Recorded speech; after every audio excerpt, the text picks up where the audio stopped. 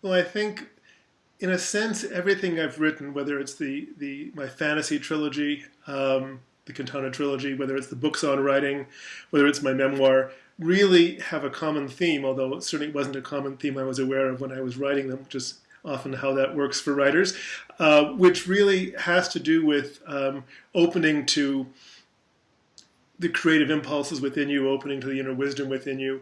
I spent the first part of all my childhood and the first part of my adult life completely blocked creatively. More to the point, I think I was in total denial of any creativity whatsoever.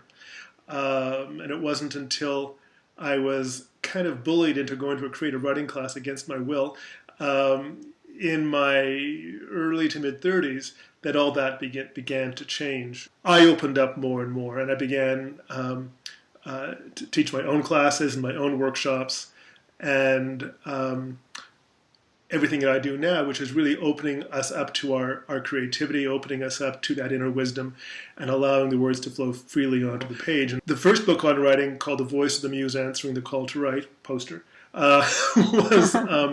it's my next one to buy. Okay, was... like many of my books, kind of an accident. I was living in Hawaii at the time, and I was trying to work on a sequel to The Moon Quest, which was the first story in my Quintana trilogy, which at that point I had thought was finished. It turns out that it wasn't, but at that point I thought that it was finished. I had already begun the Star Quest, which was its sequel, and I was stuck, really, really stuck. It's not like the kind of writer's block I'd had before. I was perfectly ready and willing to write the book. I just was having a really hard time.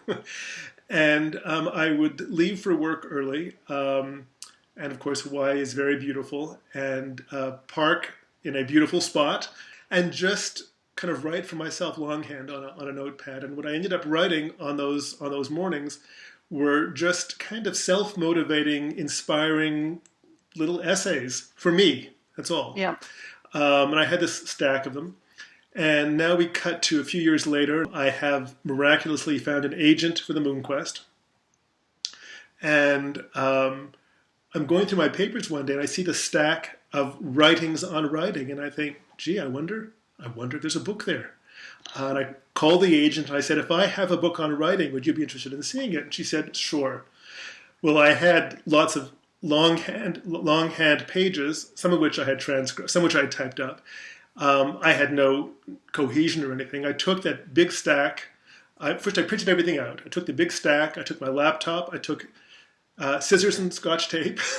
And I went to a cafe in Sedona, Ravenheart Coffee. I took over a big table, and I began to go through these printouts, bit by bit. They're all pretty short, a page and a half, 2 pages, 1 page, 3 pages maximum.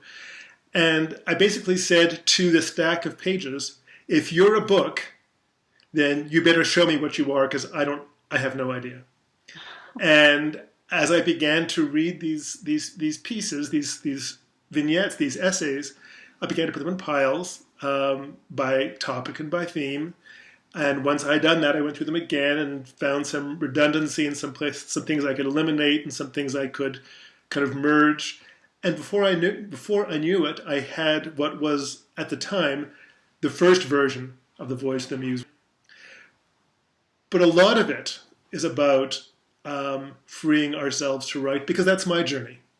And even in The Moon Quest, which is a story about storytelling, it's a story about storytelling that has been stopped. It takes place in a land where stories have been banned and the storyteller has been put to death. Really, not consciously, a metaphor for my own creative blocks. So, in effect, I used to joke that The Moon Quest and The Voice of the Muse were really the same book. One was fiction and one was nonfiction. One was fact, one was metaphor.